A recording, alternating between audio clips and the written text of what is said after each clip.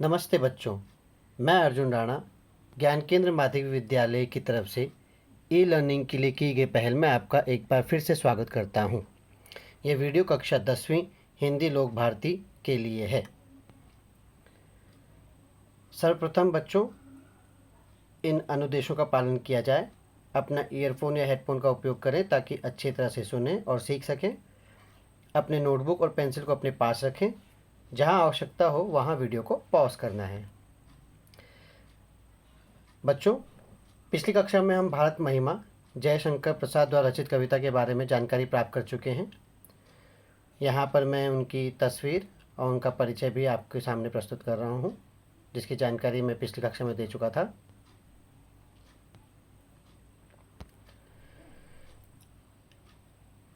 जो अंश हमारा पढ़ना बाकी है, उस अंश को पढ़ने से पहले मैं एक बार फिर कविता का वाचन करना चाहूँगा।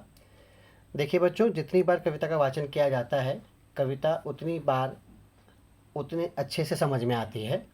इसीलिए आप लोग ध्यानपूर्वक एक बार फिर कविता सुनिए। हिमालय के आंगन में उसे किरणों का दे उपहार, उषा ने हंस अभिनंदन किया और पहनाया हीरक हार।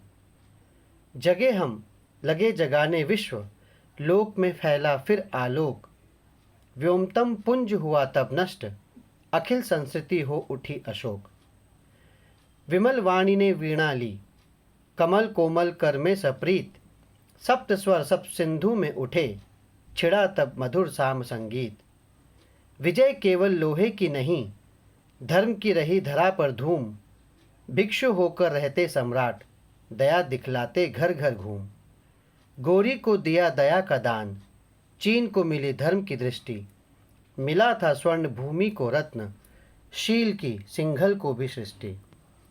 विद्यार्थियों, यहाँ तक हमने पिछली कक्षा में अध्ययन किया था और उसका सरल अर्थ प्राप्त किया था। इसकी आगे की कविता ये है। किसी का हमने छीना नहीं, प्रकृति का रहा पालना यहीं। हमारी जन्मभूमि थी यहीं, कहीं से हम आए थे नहीं।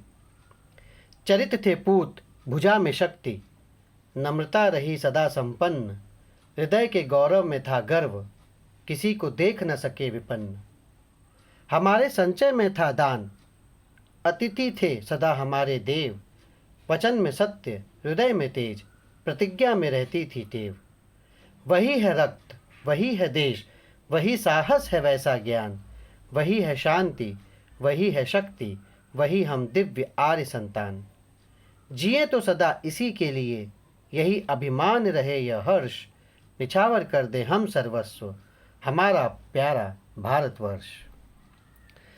प्रिय विद्यार्थियों, पिछली कक्षा में जो हमने अंश पढ़ा था कविता का, तो यहाँ पर मैंने आपके लिए पीपीटी यानी पावर पॉइंट प्रेजेंटेशन के माध्यम से इस कविता को प्रस्तुत किया है और साथ में कठिन शब्दों के अर्थ भी आपके सामने प्रस्तुत कर दिए हैं। इन अर्थों को आप अपनी नोटबुक में या शीट्स में लिख दें और साथ ही समझने का प्रयास भी करें। मैंने पिछली कक्षा में जो ये पद पढ़ाए थे, पद्यांश, उनको मैं हल्का सा उनका पुनरावर्तन करता हूँ, रिकैप करता हूँ। हमने देखा था कि भारत महिमा जयशंकर प्रसाद इस कविता में कवि कहते हैं कि हमारा प्यारा हिमालय, हमारा भारत जो है हिमालय के आंगन के समान है और जो प्रातःकाल सूर्य की किरणें जो हैं वो ऐसा लगता है जैसे भारत भूमि का अभिनंदन कर रही हूँ। फिर हमने जाना कि सबसे पहले ज्ञान का उदय भारत में हुआ, अर्थात पहले हम जागृत हुए, पूरे विश्व में ज्ञान का प्रसार किया। इस तरह से व्योमतम पुंज हुआ नष्ट, यानी अंधकार, अज्ञान का अंधकार दूर हुआ और ये अखिल संस्कृति यानी पूरा संसार जो है उनके दुख शोक दूर हो गए। उसके बाद हमने देखा कि वाणी की देवी सरस्वती ने इसी पवित्र भूमि पर अपने कोमल हाथों से सप्त सिंधु में सातों स्वरों की रचना की, जिससे सामवेद का जन्म हुआ। हमारे देश में कभी भी शस्त्रों के द्वारा हमने देशों को नहीं जीता, ना ही कभी किसी देश पर हमने हमला किया। हमारे यहाँ पर धर्म की प्रखर भावना रही है और गौतम बुद्ध, वर्धमान, महावीर जैसे धर्म पुरुष हुए जिन्होंने अपना साम्राज्य छोड़कर भिक्षु रूप धारण करके घर घर घूमकर लोगों के कष्ट दूर किए और स्थित लोगों के दिलों पे राज किया। हमने हमेशा माफ़ किया, हमने हमेशा दया की, जिस पर जीत हासिल की उसे भी दया करके छोड़ दिया। और हमारे यहाँ से स्वर्ण भूमि यानी जावा जो इंडोनेशिया में है, और उसके अलावा सिंघल यानी श्रीलंका, चीन, इनको हमने धर्म की दृष्टि दी, बुद्ध धर्म का प्रचार किया। अब इसके आगे हम कविता का अर्थ समझेंगे। किसी का हमने छीना नहीं, प्रकृति का रहा पालना यहीं, हमारी जन्मभूमि थी यहीं, कहीं से हम आए थे नहीं। बच्चों, कुछ विदेशी इतिहासकार जब उन्होंने अपनी पुस्तकों पे ये सिद्ध करने की कोशिश की कि हम जो भारतवासी हैं, हम मूलतः भारत के निवासी नहीं हैं, हम बाहर से आए हैं, तो कवि जयशंकर प्रसाद जी इसका विरोध करते हैं और वो कहते हैं कि हम कहीं बाहर से नहीं आए थे, हमारी जन्मभूमि यहीं थी, हम पहले से यहीं पर विराजमान थे, हमारे पूर्वज यहीं से थे। ये धारणा विदेशी इतिहासकारों ने या अंग्रेज़ों ने इसलिए फैलाई थी ताकि हम उन्हें विदेशी कहकर देश छोड़ने के लिए ना कहें, क्योंकि वो कहते थे कि हम देश क्यों छोड़े, अंग्रेज़ कहते थे कि हम देश क्यों छोड़कर जाएं, तुम्हारा देश छोड़ कर क्यों जाएं, ये देश तो तुम्हारा भी नहीं है। तो ये उनकी चाल थी। इसी का विरोध करते हुए जयशंकर प्रसाद जी ने कहा है कि भारतवासी ने कभी किसी की संपत्ति या किसी की राज्य छीनने का प्रयास नहीं किया। प्रकृति की हम पर हमेशा कृपा रही है।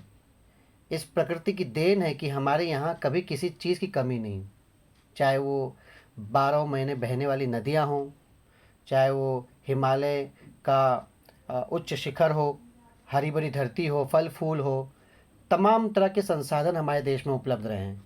इसीलिए कभी हमने कहीं जाने की सोची ही नहीं और ना कहीं हमने किसी देश पर हमला किया, किसी का राज्य नहीं छीना। क्यों? क्योंकि यही हमारी जन्मभूमि थी और हम इसी की संतान हैं। हम बाहर के किसी स्थान से आकर यहाँ नहीं बसे थे।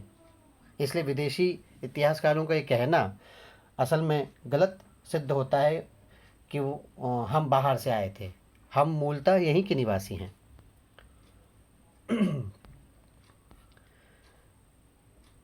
किसी का हमने छीना नहीं, प्रकृति का रहा पालना यहीं, हमारी जन्मभूमि थी यहीं, कहीं से हम आए थे नहीं। विद्यार्थियों, चरित थे पूज,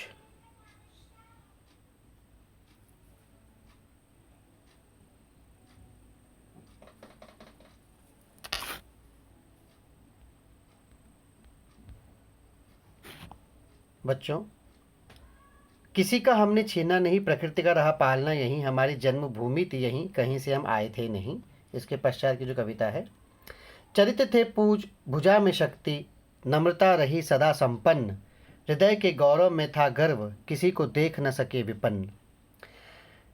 भारत के लोग सदा से चरित्रवान रहे हैं, हमारी भुजाओं में भरपूर शक्ति रही है, वीरता की कभी कमी नहीं, लेकिन वीर होने के साथ साथ नम्रता हमारा सबसे बड़ा गुण रहा है, क्योंकि हमने कभी अपनी उपलब्धियों पर घमंड नहीं किया, कभी नहीं।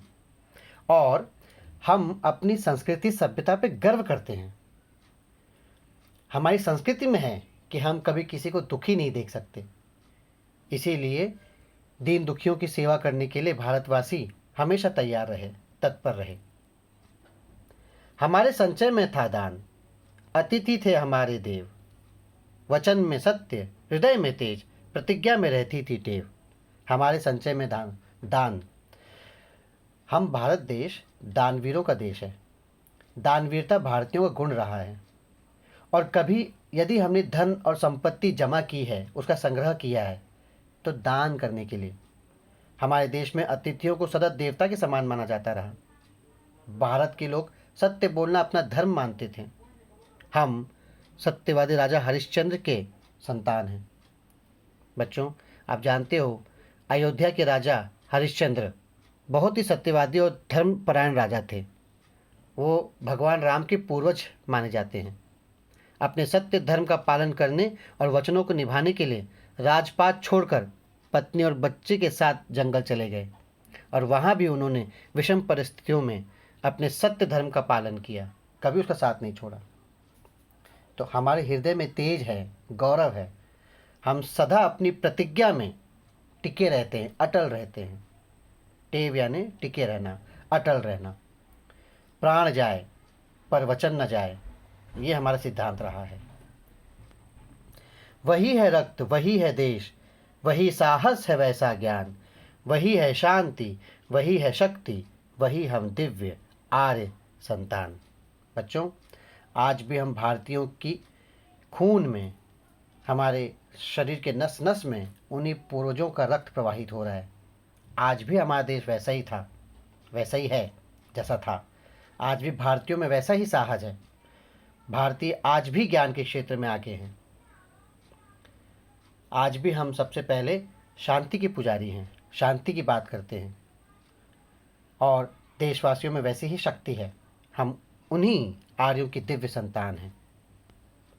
जिए तो सदा इसी के लिए, यही अभिमान रहे यह हर्ष, निछावर कर दे हम सर्वस्व, हमारा प्यारा भारतवर्ष।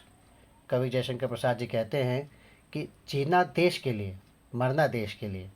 हमें इसकी सभ्यता और संस्कृति पर अभिमान है और ये हर्ष है, खुशी है कि हमने इस भूमि पर जन्म लिया।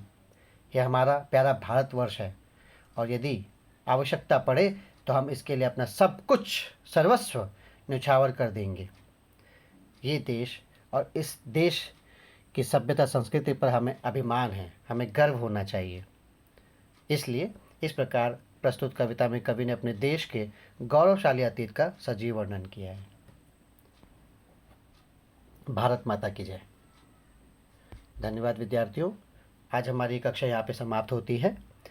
आपको कविता कैसा लगा, कैसी लगी और ये पावर पॉइंट प्रेजेंटेशन आपको पसंद आया या नहीं, आप मुझे बता सकते हैं। कहीं आपको समझ में ना आया तो आप मुझे पर्सनल व्हाट्सएप मैसेज कर सकते हैं।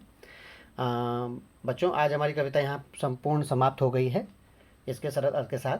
तो अगली कक्षा में मैं इससे संबंधित असाइनमेंट आपको दूंगा, तो जिसे आपको नोटबुक या वर्कशीट में लिखना है। असाइनमेंट में पहले हम उस पर विचार विमर्श करेंगे, उनके उत्तरों पर ध्यान देंगे, केंद्रित करेंगे। उत्तर कैसे लिखे जाने चाहिए, परीक्षा में किस तरह के उत्तर आएंगे, किस तरह के प्रश्न आएंगे, उस पर चर्चा करेंगे। और वो असाइनमेंट फिर गृह कार्य जो है आपको अपनी नोटबुक या शीट्स पर कंप्लीट करना है। तो तब तक के लिए ध्यान रखिए, सुरक्षित रहें और अध्ययन करते रहें।